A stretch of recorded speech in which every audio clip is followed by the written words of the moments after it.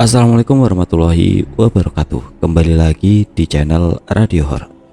Untuk kisah kali ini masih melanjutkan dari kisah yang sebelumnya, yaitu sebuah kisah yang berjudul Omah Putih. Bagi teman-teman yang ingin membaca langsung ceritanya, nanti silahkan saja kunjungi linknya yang nanti akan saya sertakan di kolom deskripsi. Dan jangan lupa follow juga akun Twitter penulis. Dan seperti apa untuk kelanjutan kisah ini? Langsung saja kita simak berikut ini.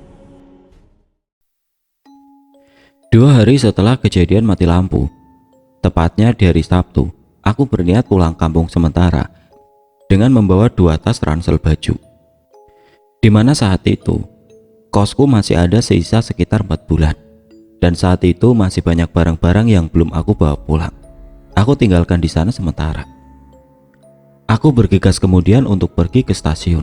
Dan di perjalanan pulang, aku mendapati pesan teks dari Mbak I, di mana ia bilang bahwa Mbak S saat itu bertingkah tidak sewajarnya. "Mai, ini S gimana? Aku takut." "Takut kenapa, Mbak? Ada apa lagi?" "Ini S dari tadi diam murung terus." "Udah coba diajak ngomong atau gimana gitu? Dikasih minum coba, Mbak." "Iya udah, tapi diam terus. Kayaknya udah nggak beres. Ini aku panggil bapak kosnya ke sini. Mana nanti baru bisa habis duhur." "Duh, Mbak, udah yuk keluar aja. Aku kayaknya nggak bakal balik ke kos lagi deh." "Kenapa?" "Ya ini aku di perjalanan pulang. Ada pengumuman kalau fakultasku daring. Paling kesana mendekati habis masa kosku aja buat pindahan. Itu Mbak S beneran nggak apa-apa kan ya nunggu?" "Aduh Mai, ini dia diem terus. Mana nggak kedip. Coba deh Mbak bacain ayat kursi atau setelin kiro. Itu kayaknya kemasukan deh. Tapi kok bisa?" "Kayaknya karena dia mens deh. Jadi gini." "Ya udah Mbak, coba temenin dulu. Ada orang lain kan tapi di situ?" "Ya ada, ini aku sama C nungguin S di depan kamarnya." "Ya udah Mbak, kabarin nanti." Selang beberapa jam kemudian, aku mendapati pesan teks lagi tepat di jam 2 siang. Dimana saat itu aku sudah sampai di Madiun. Pesan itu dari Mbak I. "Mai, aku udah gak bisa kayaknya. Besok mau cabut." "Duh kenapa lagi Mbak? Ada yang baru lagi itu pasukannya." "Tadi kamu tahu ya, Pak Kos kesini bacain ayat-ayat. Dikasih minum air putih, itu si S.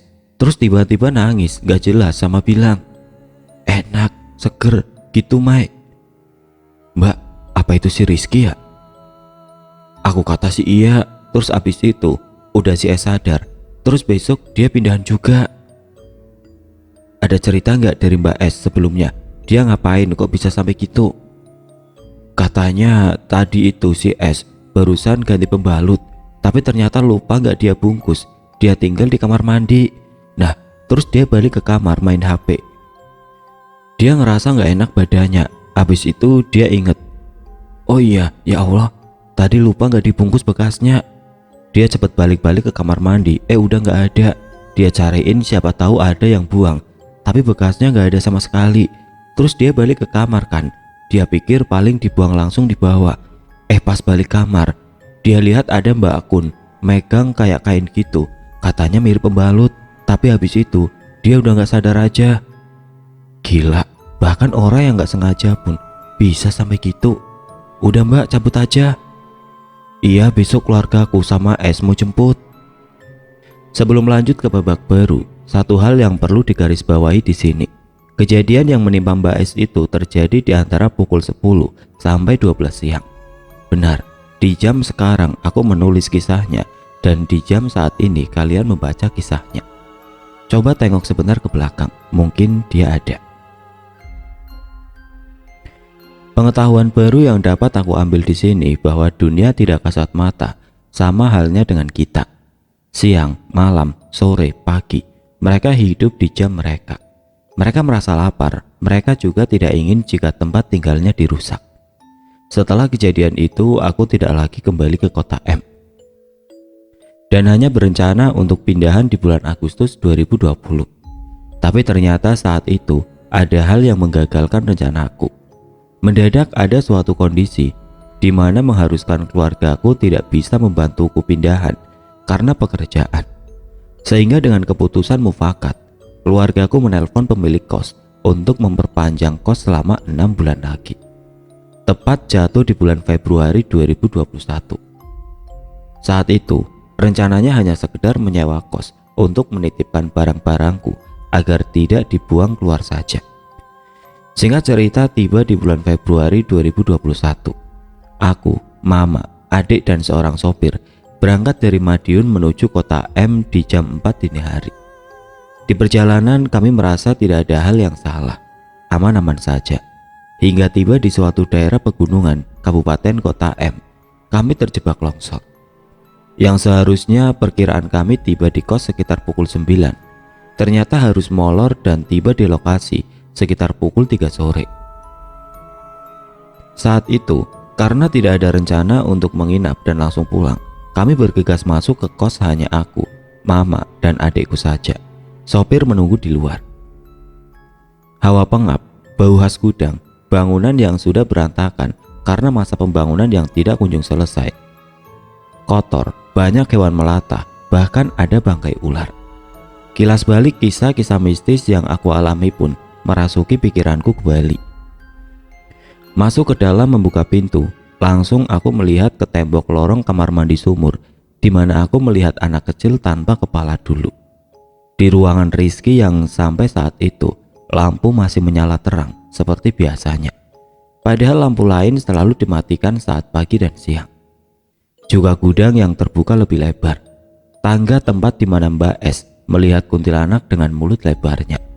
Dan kisah-kisah lain yang sebenarnya ingin sekali aku lupakan, namun ternyata justru membekas. Singkat cerita, kami pun masuk ke dalam kamar, mulai membersihkan barang-barang. Bahkan sebagai penghormatan terakhir, kami sempat membersihkan kamar mandi, menyapu lantai depan kamarku sampai ke tangga. Itu satu-satunya penghormatan yang bisa aku lakukan selain mengirimkan doa. Jam menunjukkan pukul 5 sore, di mana saat itu aku janjian dengan kedua teman akrabku saat kuliah. Sebut saja dia N dan L. Untuk bertemu di kos N, merayakan ulang tahun keduanya. Karena aku memang sudah lama tidak bertemu, aku izin ke mama untuk aku tinggal sebentar bersama temanku. Aku pun diberikan izin dan kemudian pergi dijemput oleh N. Selama perjalanan, pikiranku hanya berdoa supaya cukup aku yang mereka ganggu, jangan adik atau bahkan mamaku. Karena aku takut saja jika mamaku kaget dan terjadi hal yang membahayakannya. Namun semua salah. Karena aku keasikan main dengan N dan L, aku sampai lupa bahwa aku diberikan izin oleh mama pulang jam 6. Tapi ternyata saat itu jam menunjukkan pukul 7 malam. Saat itu aku tidak mengecek notif WhatsApp karena memang terlalu asik bermain. Di jam 7 itu, aku baru mengecek bahwa adikku mengirimkan pesan untuk cepat-cepat kembali ke kos. Karena mama udah gak mau di sini, mau pulang. Batinku, sialan, gak cukup aku aja kah? Runtuhku kepada setan-setan yang mengganggu mamaku. Saat tiba di gang kos, aku buru-buru turun dari motor L dan pamitan dengan kedua temanku. Kudapati mama, adik dan sopirku tidak ada di kos. Mereka bahkan menunggu di musola dekat gang keluar. Loh, kok di sini? Kataku ke mama. Di sini, cepetan masuk mobil. Kos kayak gitu kok nggak bilang dari awal? Oh, udah diliatin. Yang mana? Kepala buntung, pocong merah, atau ada lagi? Mbak, pernah diliatin kepala buntung? Adekku kaget. Pernah lah, mbakmu ini survivor tahu. Mbak, tadi aku diliatin itu, kata adekku. Suasana yang berusaha ku bangun agar tidak tegang ternyata memaksaku untuk kembali tegak. Serius dek, di mana? Ini aku ceritain dari sudut pandang adikku dulu. Jadi waktu itu setelah semua selesai beberes, memang mama dan adikku berinisiatif untuk sholat asar dan istirahat sebentar di kamar kos. Nah, saat ditinggal mama mengambil air wudhu, adikku tertidur karena capek perjalanan juga. Dalam tidurnya itu dia mimpi. Dia mimpi dengan posisi sama yang aku alami dulu. Dalam mimpinya dia tidur dengan baju yang sama seperti yang dia pakai. Suasana kos yang sudah dibersihkan, tidak ada barang-barangku. Namun bedanya, yang datang adalah si anak kecil kepala buntung itu. Anehnya, dia bisa bersuara. Dalam mimpinya, adikku tidak bisa bersuara atau bergerak. Sosok kepala buntung itu seperti orang buta, dengan tangan meraba-raba untuk meminta dibantu duduk. Anehnya ia bersuara. Menurut penuturan adikku, sosok itu berkata, "Mas, bantuin cari kepalaku, sakit. Mas, mas."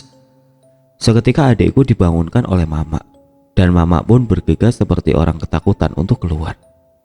Di perjalanan pulang, mama, sopir, dan adikku diam, kaget dan larut dalam pikiran masing-masing. Kalau aku sih takut ya, tapi mau gimana lagi. Aku udah kering, mereka baru nyebur. Mama bertanya padaku, "Kamu itu loh, Nduk, apa iya ngalamin kayak gini selama 8 bulan tinggal?" "Iya, Mak, cuma yang aku ceritain ke mama, bapak, enggak semuanya. Aku kan udah minta pindah, tapi karena nggak ada yang bantu pindahan dan barangku banyak, jadinya susah kan." "Lah, kamu terus gimana ngadepinnya?" "Ya nggak gimana-gimana, sholatin aja terus, ngajiin terus." Ya takut sih munafik kalau bilang enggak, tapi lebih ke pasrah aja. Karena satu hal, Mak, yang aku yakini, mereka nggak akan bisa kok nyelakain aku. Paling-paling jam scare aja. Aja?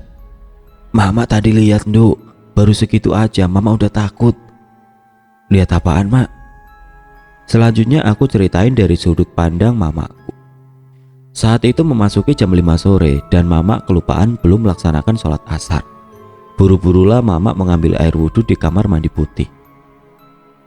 Ingat, di jam 5 ini, yang sudah aku jadikan jam rawan untuk melakukan kegiatan di luar kamar. Namun saat itu aku kelupaan juga untuk memberitahu bahwa jika memasuki jam 5 jangan keluar, tunggu azan dulu. Kemudian mama masuk ke dalam kamar mandi putih itu.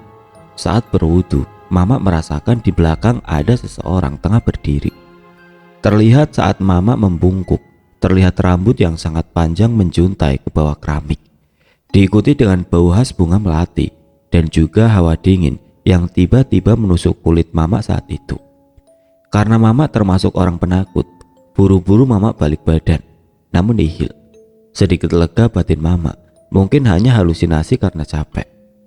Tepat di saat mama keluar kamar mandi, mama melihat dari bawah tangga ada wanita dengan rambut panjang dan baju putih terbang menuju ke dalam gudang. Cepat-cepat mama melaksanakan sholat dan membangunkan adikku untuk keluar. Oh ya, menurut ajaran keluargaku dan agama yang aku anut, sebenarnya wudhu di kamar mandi itu kurang diperbolehkan ya, karena kami percaya bahwa kamar mandi itu tempat kotor, dan kalau kotor hubungannya ya sama mereka juga. Tapi karena kosku nggak ada tempat wudhu khusus, ya udah mau gimana lagi. Jadi buat kalian yang sekarang masih wudhu di kamar mandi, coba lebih hati-hati. Pastiin kamu tidak ditemani. Dan saat membungkuk, ternyata ada yang menunggu. Setelah asik beradu nasib antara aku, mama, dan adikku, kami pun lapar dan memutuskan untuk berhenti dan makan di warteg pinggir jalan.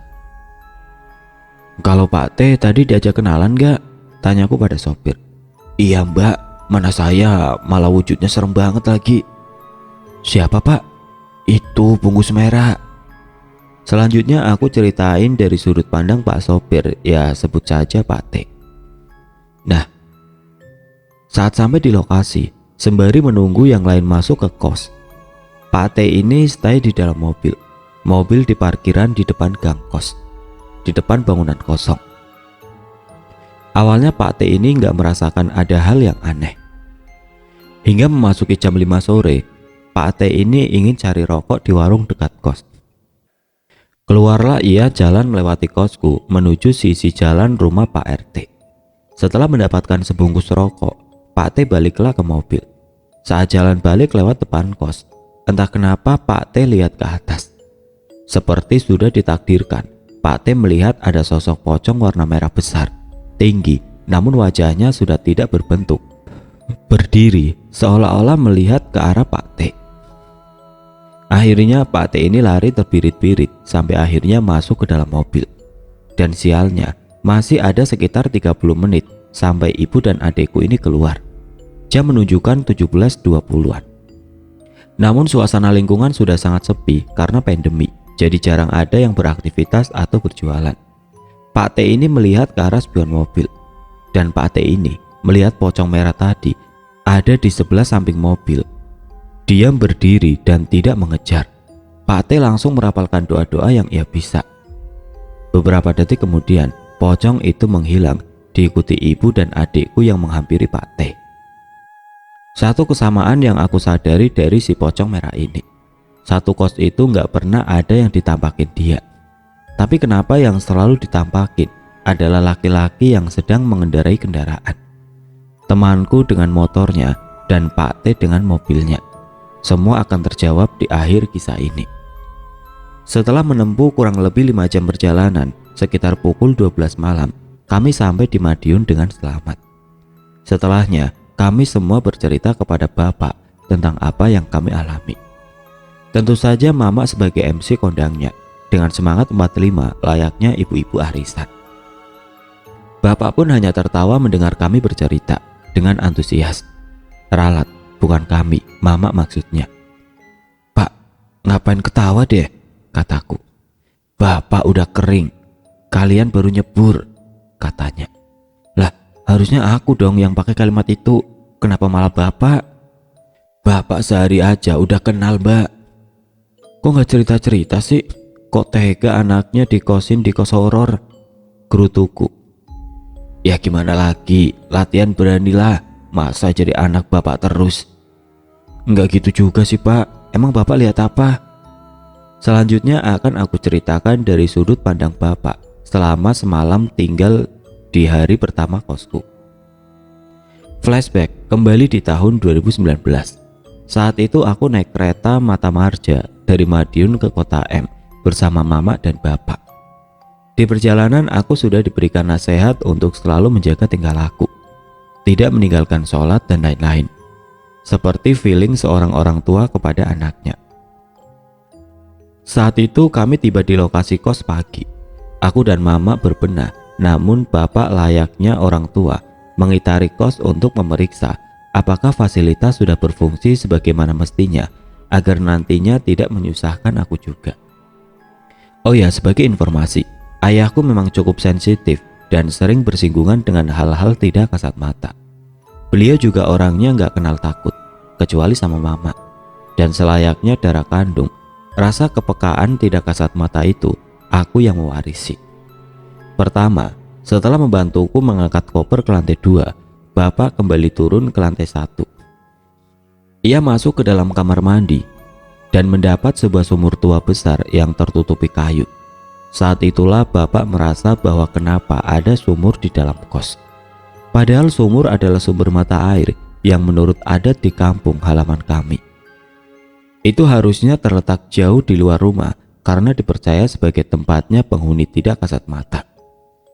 Saat itu bapak membacakan ayat suci di sumur itu dengan tujuan mendoakan agar tidak mengganggu. Saat bapak membaca ayat suci, dari dalam sumur terdengar suara gubrak. Kayu itu seperti ada yang mendorong dari dalam sumur. Bapak kaget dan tidak seberani itu untuk membuka mencari tahu apa isinya. Bapak hanya menyaksikan bahwa ada kepulan asap keluar dari dalam sumur. Setelah itu bapak pergi dan langsung berhenti di tangga antara gudang dan ruangan kosong kayu itu. Meskipun saat itu keduanya digembok dan tertutup rapat, tapi feeling bapak ada sesuatu di dalamnya. Ia juga membacakan ayat suci di lokasi tersebut. Aman. Lokasi selanjutnya bapak naik ke lantai 2. Bapak langsung menuju ke perbatasan antara balkon dan dapur. Saat itu bapak melihat ada anak kecil berlari dan yakin bahwa itu bukan manusia. Saat itu bapak juga membacakan ayat suci untuk anak itu, sama seperti tadi. Suara dari balkon seperti benda jatuh terdengar oleh bapak. Saat dicek, ternyata pot kecil berisi bunga yang terbuat dari tanah liat, yang awalnya diletakkan menggantung, jatuh dan pecah. Oleh bapak dibersihkan dan disapu kemudian dibuang. Sudah seperti ritual pembersihan, padahal ya enggak. Bapak naik ke lantai 3. Di lantai 3, menurut penuturan Bapak merasakan tiba-tiba pusing dan lemes, seakan-akan energinya diserap oleh sesuatu yang tidak tahu apa. Bapak melihat banyak sekali potongan-potongan tubuh. Potongan itu ada yang berjalan, ada yang hanya diletakkan tapi menggeliat-geliat. Dan semua itu ada di bekas kamar Mbak Y yang akan direnovasi. Karena Bapak berpikir saat itu lantai yang paling aman adalah lantai 2, maka Bapak tidak terlalu khawatir, asal kamarku aman saja. Menjengkelkan memang bapak-bapak satu ini. Sama seperti sebelumnya, Bapak membacakan doa dengan tujuan nyuwun sewu, permisi, meminta izin tinggal berdampingan. Dan yang utama adalah mendoakan agar mereka tenang dan tidak mengganggu. Dan penampakan itu pun hilang. Bapak kembali ke lantai 2 dan kemudian ia berpesan, "Dok, kalau bangun malam sholat tahajud, boleh ya ditambah 2 rakaat lagi ditunjukkan untuk sholat gaib." Lah, ini kenapa lagi Pak? Baru juga sampai loh ini. Enggak Dok, enggak ada apa-apa. Di mana-mana pasti ada mereka juga. Bener sih, saat itu batinku membenarkan. Tapi ya enggak sebanyak dan se-ekstrim ini juga. Namun pesan Bapak selalu aku ingat dan selalu aku laksanakan. Dengan tujuan untuk mendoakan semoga bisa hidup berdampingan dengan damai. Salam 2 jari.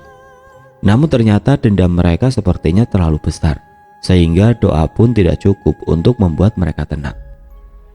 Di malam jam 5 menuju sholat maghrib, Bapak mandi di kamar mandi biru. Bapak merasa saat mandi, sabun yang ia gunakan tidak juga kunjung hilang meskipun sudah dibilas berulang kali. Merasa ada keanehan, Bapak tidak melanjutkan mandinya dan berniat untuk pindah mandi di kamar mandi putih.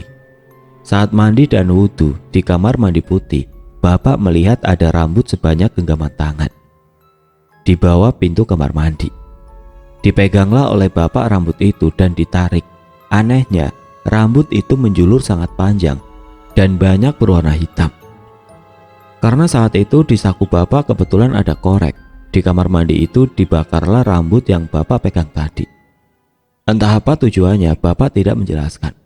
Tapi yang aku pikir, niat Bapak pasti selalu baik. Tapi mungkin ada beberapa cara yang salah, yang menyebabkan penunggu di sana tersinggung. Oleh karena itu malah jadi menggangguku. Soalnya nggak mungkin mengganggu Bapak. Karena Madiun kota M jauh, mereka pasti capek. Nah setelah itu Bapak hanya diganggu oleh suara-suara aneh saat kami sudah mulai tidur. Dari suara orang memasak, suara kerbau, suara anak kecil dan lain-lain. Namun tidak dihiraukan oleh Bapak. Setelah Februari 2021 itu, aku tidak lagi kembali ke kota M. Sampai pada saatnya aku harus sidang tugas akhir dan mengurusi pemberkasan yudisium yang menuntunku untuk kembali ke kota M. Namun saat itu aku menumpang di kos temanku, jauh dari kos Oma Putih itu. Sekitar 2 minggu yang lalu, aku jalan-jalan iseng ke daerah tempat kos Oma Putih. Bukan berniat menantang atau berniat cari tahu. Aku hanya rindu dengan citra rasa nasi ayam ibu depan kos. Dan alhamdulillah, ibu itu masih hafal denganku. Percakapan pun mengalir. Dan dari sinilah aku mengetahui beberapa rahasia dari kos Oma Putih ini. Kondisi terkini kos itu diyakini sudah kosong sekitar 1,5 tahun lalu. Karena dari penampakan luarnya memang sudah tidak terurus, penuh dengan material bahan bangunan. Warga setempat juga jarang melihat adanya tanda-tanda aktivitas bahwa masih ada orang di dalamnya. Percakapan kami pun mengalir lancar. Beliau menceritakan dari sudut pandang Rizky dan dari sudut pandang tukang bangunan di kosku, termasuk siapa si pocong merah itu. Hari itu cuaca kota M cukup bagus, sehingga aku memutuskan untuk berjalan-jalan sebentar, mengenang masa-masa aktif kuliah offline. Menyusuri jalanan yang dulu pernah aku lewati saat pulang pergi kampus kos. Banyak hal yang sudah berubah ternyata. Sampai langkahku terhenti di sebuah gang kecil dekat kampusku. Gang tempat kosku itu berada. Dengan hati yang ragu tapi juga ingin untuk sambang, aku memutuskan untuk makan ayam sajalah di warung depan kos. Hitung-hitung silaturahmi. Mujur nasibku, warungnya buka dan kebetulan ada ibu yang lumayan kenal denganku. Beliau pun masih mengingatku dengan jelas. Assalamualaikum ibu. Waalaikumsalam. Loh bentar, ini Mbak Mayang kah? Iya bu, saya Mayang, mantan penghuni kos depan ini. Wah gimana kabarnya Nduk? Alhamdulillah, ibu sendiri gimana? Masih suka dijailin ya sama yang di balkon? Waduh, kalau sama Mbak Mayang itu pasti ujung-ujungnya cerita soal itu deh. Emang hidup saya nggak ada manis-manisnya bu, isinya serem semua. Itu kos masih aktif bu? Kayaknya enggak deh mbak, aku sendiri juga kurang tahu. Pemilik kos jarang kesini, jarang juga interaksi sama saya. Tapi kayaknya kosong mbak, sejak pandemi itu mbak-mbaknya pada pulang semua. Terus ini kayaknya masih renovasi. Tuh, banyak ya bahan bangunan berserakan. Tapi bu, itu kok ada tulisan banner masih menerima mahasiswa yang mau ngekos? Ya mungkin mau musim mahasiswa kali ya mbak. Jadi dikosin aja sekalian. Kan dengar-dengar ini beberapa kampus mau offline kan? Iya sih bu, bener. Terus itu bener-bener gak ada yang masuk ke kos itu bu? Ya ada sih mbak. Paling-paling bapak kos sesekali kesini sama beberapa tukang. Tapi anehnya nih mbak, tukangnya itu ganti-ganti. Ganti baju bu? Ah Mbak Mayang ini, bukan bajunya aja, orangnya juga. Pada banyak yang bilang gak kuat kerja nukang di sini. Banyak gangguannya mbak. Wah asik nih bu cerita. Saya pesen dulu bu, ayam 1 sama nasi sama es teh ya. Iya udah hafal deh mbak. Gimana bu jadinya? Iya, jadi si pak tukang itu ngalamin banyak kejadian aneh. Sampai ada loh mbak yang ke bawah sampai ke rumah. Setelah ini lanjutan dari cerita ibu warung. Ibu menceritakan bahwa pembangunan kos itu sebenarnya sudah mulai berjalan sebelum aku menempati kos itu. Tepatnya kapan ibu tidak memberitahuku. Yang pasti tukang selalu berganti-ganti. Paling lama ya bisa dihitung 1 bulan. Selebihnya tidak ada yang lebih lama dari itu. Ada beberapa pak tukang yang mengerjakan proyek lantai 3 dan 4 saat itu merasa diganggu. Padahal beliau tidak melakukan hal-hal menyimpang atau senonoh. Dan pak tukang itu menceritakan beberapa yang mereka alami ke ibu warung. Ada satu cerita di mana saat itu pak tukang sedang membersihkan area bangunan lantai 3 dengan mengumpulkan serpihan paku di sebuah ember agar tidak membahayakan apabila dibuat terlalu lalang. Tukang itu hanya fokus mengambil paku tanpa menghiraukan ember yang ada di belakangnya. Dan saat hampir seluruh area disapu oleh tangan cekatan tukang itu mengambil paku, saat tukang menaruh paku itu di ember belakang, tanpa melihat, ia merasakan ada sesuatu di dalam ember yang tidak wajar. Kenyal, dingin, namun berlendir. Saat tukang itu menengok ke belakang, terkejutlah ia dan terjungkal ke belakang melihat potongan kepala berada di dalam ember dengan mata yang melotot dan mengucapkan kata, "Tolong saya pak." Adegan itu terbawa sampai rumah. Saat di rumah membuka kulkas, alangkah terkejutnya ia melihat ada sebuah kepala yang sama seperti yang ia temui pagi hari tadi. Selidik punya selidik, bapak tukang ternyata melakukan sebuah kesalahan kecil. Bapak tukang secara tidak sengaja saat makan soto di area bangunan lantai 3 itu meneteskan sebuah cairan jeruk nipis ke tanah. Umumnya, cairan jeruk nipis tidak boleh langsung bersentuhan dengan darah. Namun anehnya ini hanya tanah. Namun memang tanah di lantai 3 berbau sedikit khas. Bukan bau tanah pada umumnya, namun bau seperti tanah yang tercampur dengan anyir darah. Tanah itu sedikit amis, namun tidak yang benar-benar amis. Paham ya?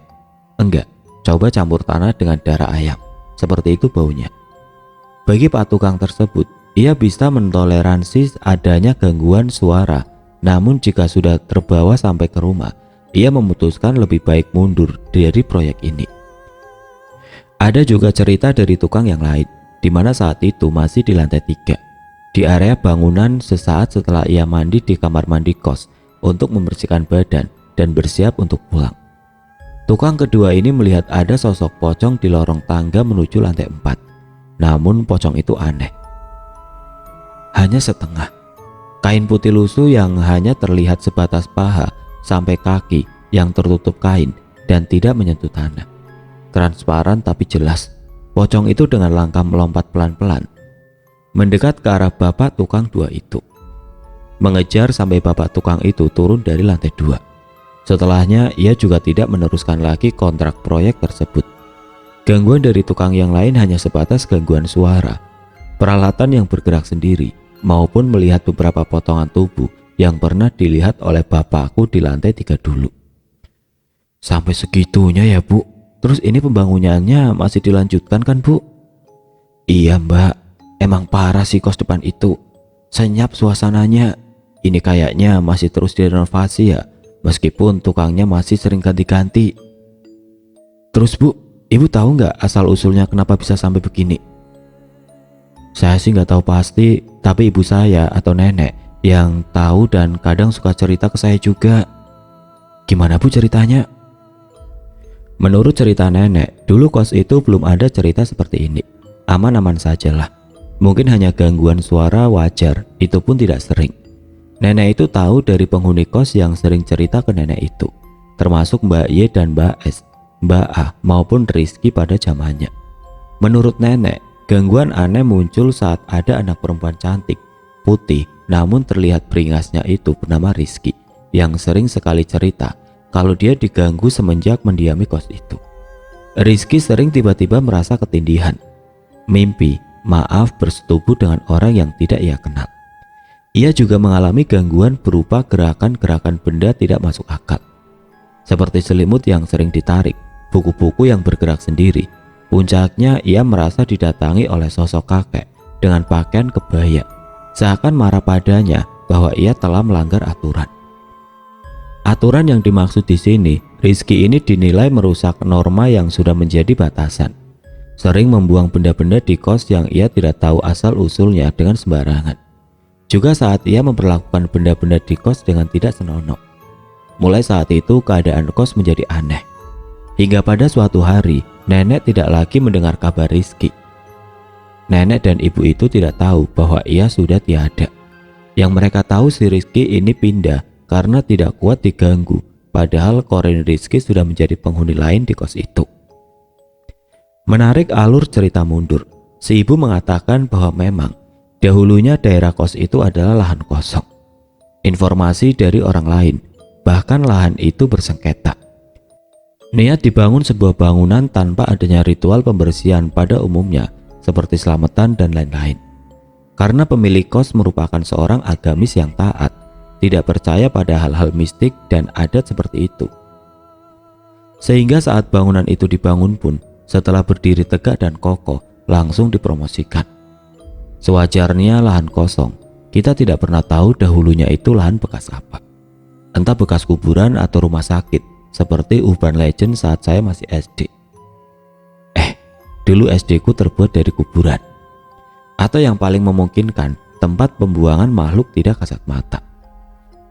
Sudah sewajarnya menjadi banyak penghuninya. Sudah sewajarnya mereka menempati bangunan kos itu, karena dulunya itu adalah rumah mereka juga. Yang salah di sini, tanpa adanya permisi, tanpa adanya kulonwun untuk hidup berdampingan. Bukankah untuk meminta izin, salah apabila kita meminta izin ke makhluk seperti mereka? Tetapi, sudah etikanya yang datang terakhir memberikan salam. Bukankah dalam setiap agama juga diajarkan unggah-ungguh? Akhirnya kos pun menjadi rumah baru mereka, ditambah dibangun di samping rumah kosong yang sudah bertahun-tahun ditinggal akibat tragedi kebakaran yang menewaskan sepasang nenek dan kakek. Untuk si pocong merah ternyata itu legenda di area pemukiman itu. Pocong dan anak kecil buntung itu diyakini sebagai anak dan bapak yang terlibat kecelakaan beberapa puluh tahun yang lalu di jalan besar dekat kos. Kejadian itu merenggut 2 nyawa sekaligus. Seorang ayah yang badannya hancur dan seorang anak laki-laki yang kepalanya harus terpisah dari badannya. Kecelakaan itu melibatkan sebuah truk muatan gas LPG dengan motor yang dikendarai kedua korban. Tidak heran jika sering sekali pocong merah itu memperlihatkan dirinya ke pengendara. Dan anak kecil yang selalu mencari-cari kepalanya itu kini hidup di dunia lain, dan dianggap cucu oleh nenek penunggu bangunan kosong yang berdempet dengan kos tersebut. Untuk pertanyaan kenapa kejadiannya di jalan raya, kok dia menunggunya di kos? Wallahu alam. Yang aku percaya, semua makhluk pasti akan berkumpul dengan koloninya masing-masing. Kita yang berkumpul dengan teman-teman kita, mereka yang berkumpul menjadi satu dengan teman mereka juga. Satu hal yang bisa kita petik hikmah dari cerita ini, mari untuk saling menghargai, menjaga sikap dimanapun kita berada. Dimana bumi dipijak, disitulah langit dijunjung. Betul. Terkadang sebagai manusia kita juga tidak sadar bahwa tingkah kita juga mengganggu mereka. Giliran kita yang diganggu, kita juga yang takut. Oh ya, sebagai penutup cerita, sampai saat ini ibu kos masih sering mendengar ada orang di dalam seperti ada aktivitas.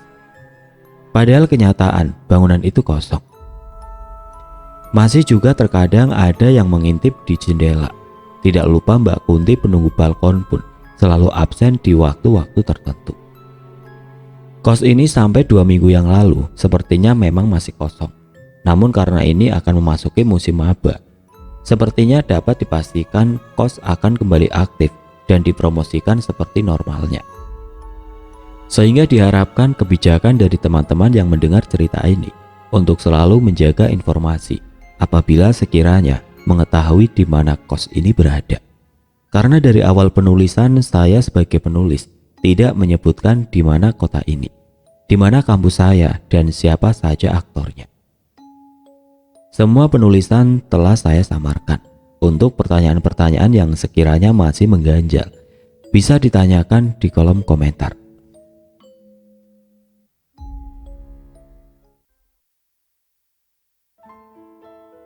Oke teman-teman, sekian untuk cerita kali ini. Semoga apa yang sudah saya sampaikan dalam kisah ini dapat dijadikan pelajaran untuk kita semua.